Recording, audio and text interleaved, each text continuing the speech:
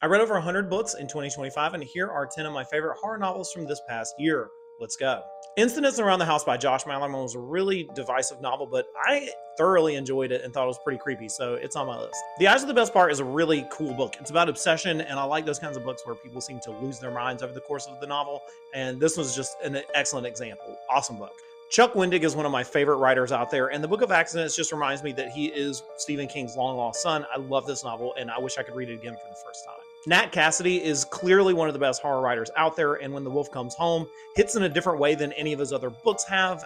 Everything he writes is different, and I love this novel. So awesome. Made my favorite of the year. Daphne's not really highly rated, but it's another Josh Malerman that I really liked. It is a slasher novel that I think totally rules. So I'd say give it a shot if you like slasher books. Diavolo by Jennifer Thorne also seems to be a little divisive, but I thought it was an excellent novel. If you are a fan of Sarah Grant's Come Closer, then I would say give this one a shot.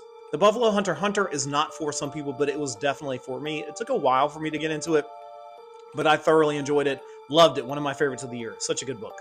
Gothic by Philip Fracassi hits in a special place because I'm a writer, I guess, but it's about a guy who gets a haunted desk, and he's a famed horror writer, and I love this book. It's one of my favorites I've read, and I just happened upon it. So love when that happens, and I would say definitely check this one out. It's like Christine, but with a desk. I don't know if Angel Down by Daniel Krauss technically counts as a horror novel, but I'm putting it on here, so whatever.